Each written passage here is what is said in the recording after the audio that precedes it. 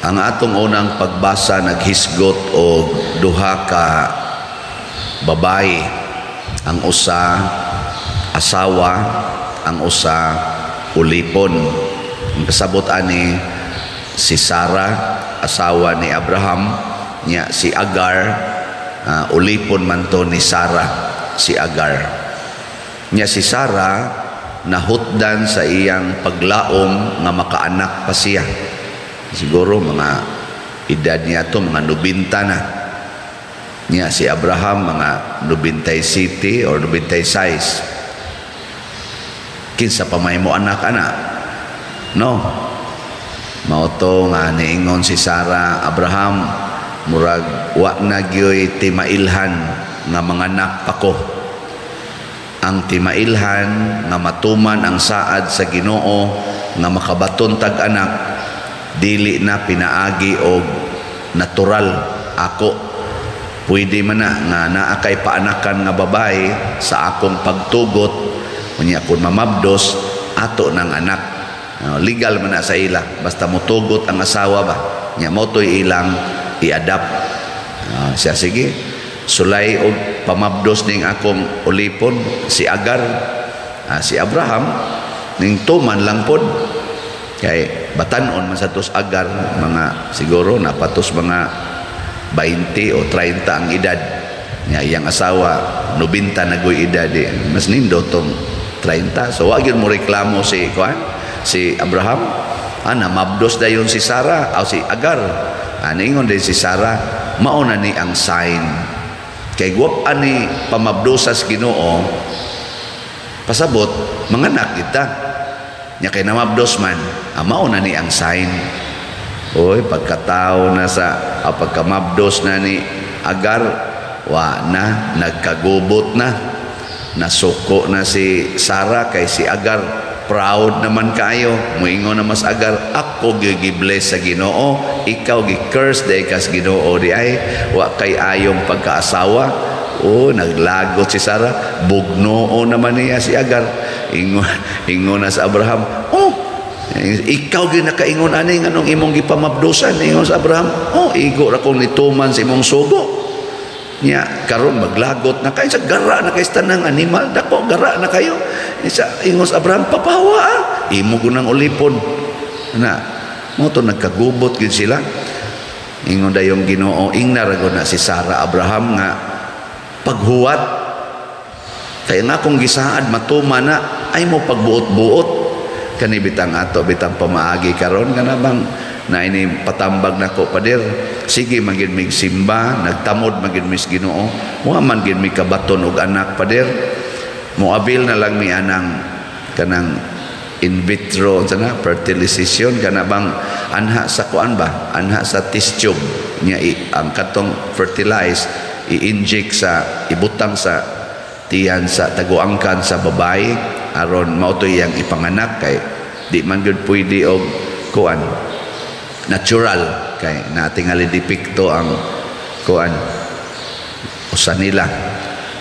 Nya mo tong niingon ko, nganong inyo mangyong ipamugos, nganong mamugos mangyod mo isa og tao pa di pagbuot nas Ginoo nako dili oy. Ang pagbuot sa Ginoo paghuwat nya mga matay mo nga way kuan way anak, ang Ginoo mo sa gabuot anak.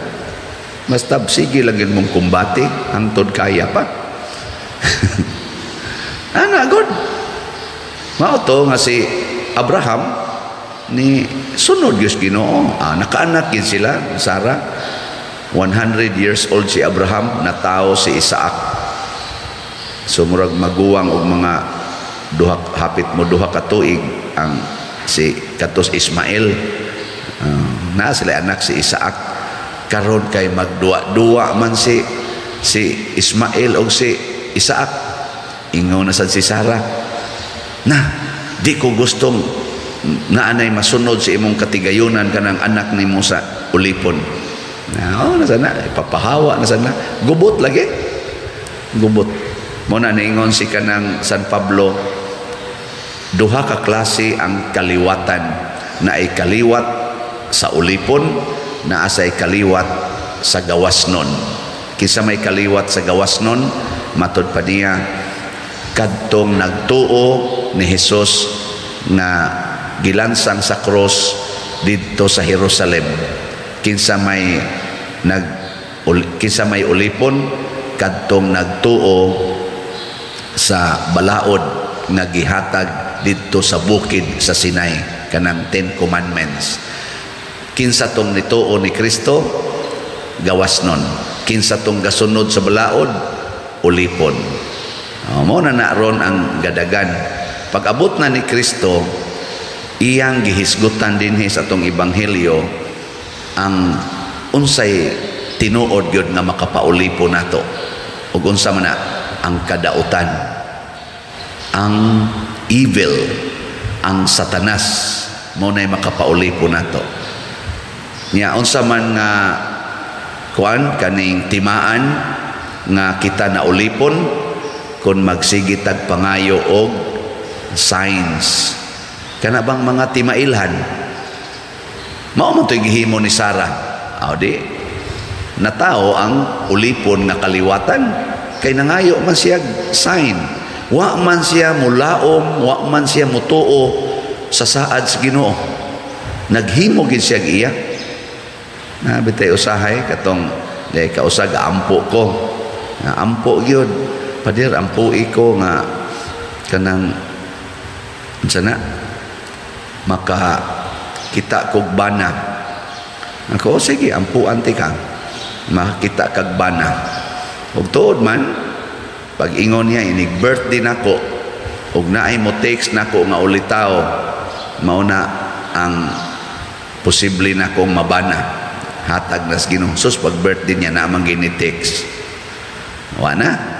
Laom na kasi nanguyab pag yun. Sugot na yun. Sugot na yun. Ana.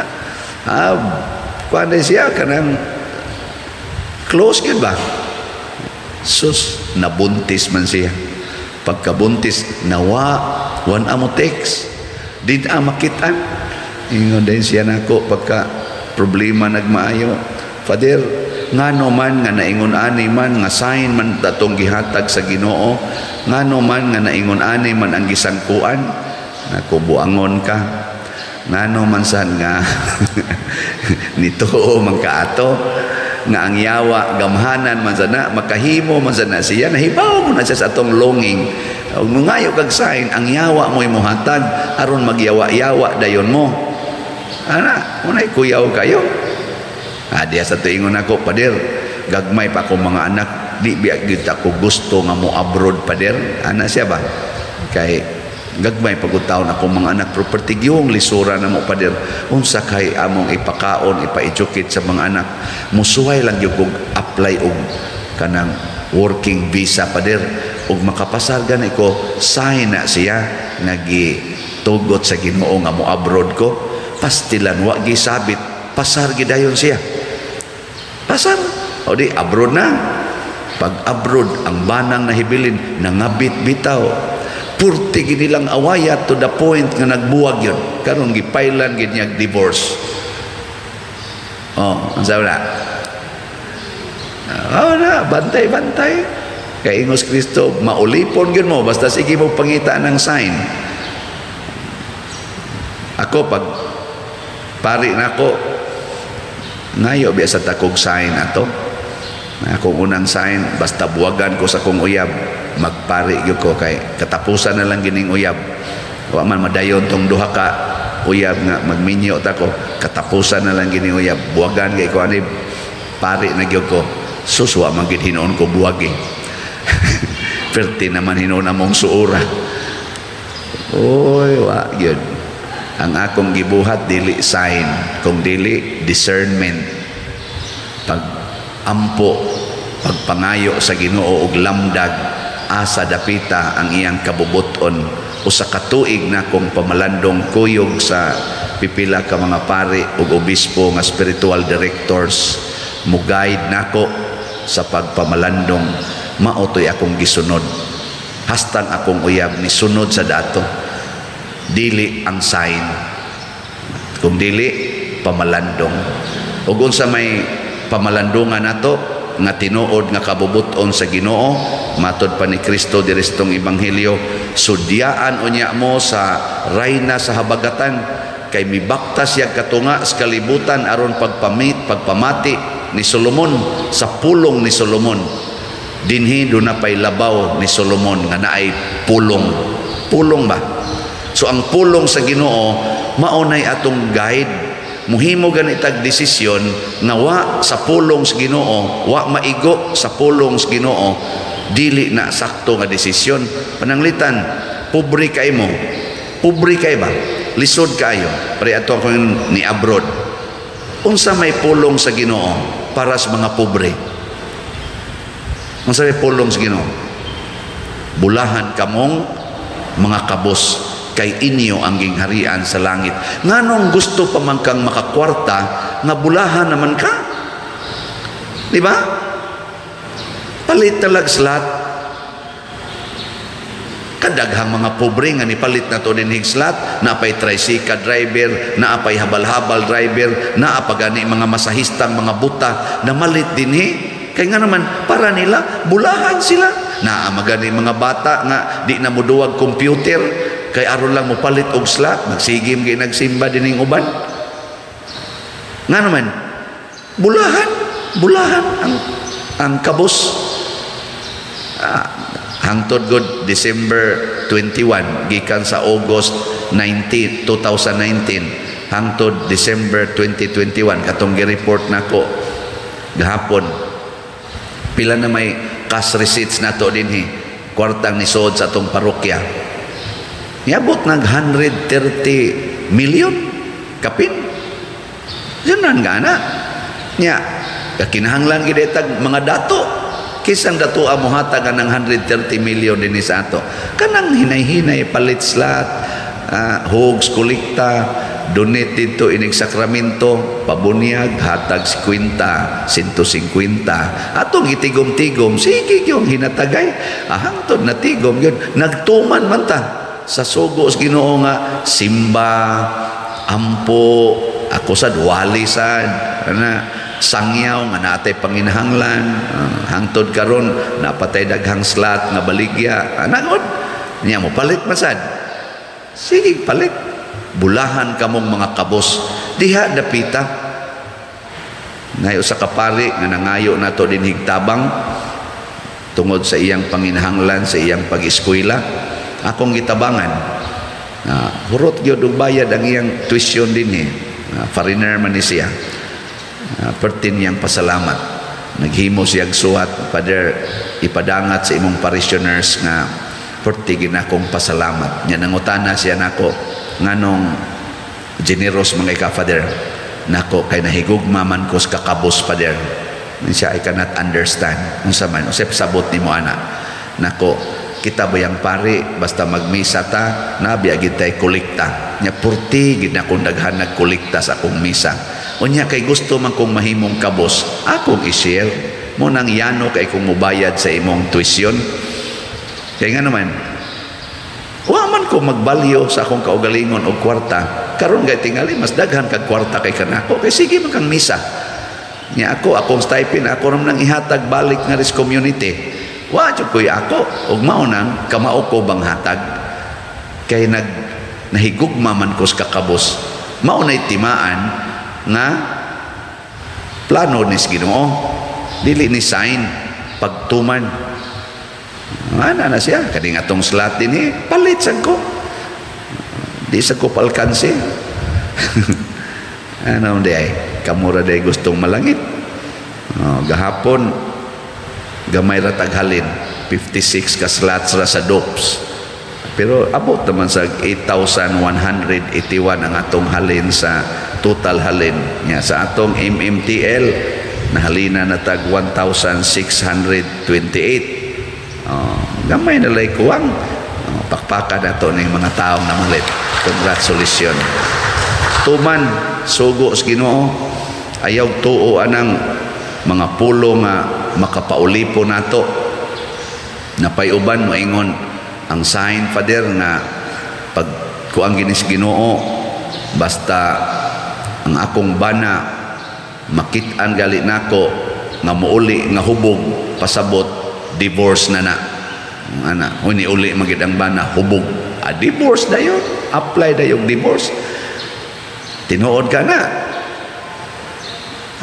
niya inig-divorce niya na divorce sa kuan civil wa man mo apply og kaning kuan declaration of nullity sa dinhi sa simbahan karon kita siya kuno sa iyang right person pero nagpuyo-puyo na sila wa na sila'y kasal nya unsa na sala dili perting sala nya ngutana siya nako asa man mo apply diri pila may magasto ana pa dir kani sus dako ana ako ka-apply may kadtong civil court diri na banoon hasulan ako no siya musabot lang unya kunong Ginoo nila ana di musabot ang Ginoo maulipon ta sa sala ibanlod ta sa imperno muna aron dili ta maulipon ayaw pangita og signs unsa may pangitaon nato ang pulong sa Ginoo aron atong tumanon sa imo karong kahimtang huna-hunaa unsay pulong sa Ginoo nga angay nimong tumanon dili kay mangayog milagro hangtod na lang noon maulipon ta karon daghan man kayong naulipon pananglitan kanang masakiton nya moingon din adto didto anang lugar kay naay birhen didtong nihilak ana igabot mo nga tus birhen nga nihilak hikap-hikap dayon ka pagpa-check up nimo sa doktor wa na ka negative na imong cancer unsa may mahitabo nimo ma-attach ka katong imahin sa birhen nga nihilak di ba adto na ka dito ang tanan nga imahin sa birhen bisag ka na pang dihang naiparokya nga naibirhen di na nimo tagdon kay katog yung birhina nga nihilak di ba nya unsa man na evil that is evil nganong di man ka mutuo nga ang birhen present bisan diha mismo sa imong balay ang gahom sa birhen naa diha katog imong hikapon ana katog imong adtuon aron adto didto ang gahom sa Ginoo gitawag nag fanaticism fanatic na ka ba kana na lang yun basi gatuo mo nga ang kamot ra yung padersyano mo imo pandong ninyo aron mo maayo sa inyong sakit or matuman ang inyong pangandoy ngano mo din ang kamot sa ubang pare Father Arnel kani atong ato dinhing assistant o kanang tanang mga pare wa day nay gahom ilang kamot nga anointed man as Ginoo napanatik na kang padersyano pero mas maisan mo marisan mo basta mo palit mo slat na okay ra man sana siya pero ayaw pagtuo nga si padersyano ra gyud mo agiana sa grasya mo usahay nga basta ang pari gani healing mass nya kaning paria mo mag-healing mass basta ang simbahan hapit dili maagiag tao kay pertig yung puno pero naaga ni pari nga lain mag-healing mass ta lima ra gyud ka buok mo anha nga naman wa nay gahom ng paria nalimot nga ang misa ang pulong sa Ginoo nga gi-celebrate gamhana na og mao nay tinuod nga presensya sa Ginoo dili nang healing sa atong lawas kay kani atong lawas mamatay ra ni ang importante matud pa ni Kristo sa atong ebanghelyo pag hinulsol mo sa inyong mga sala sudyaan unya mo sa taga Ninive nga naghinulsol sa ilang mga sala pagkadungog nila sa pulong sa Ginoo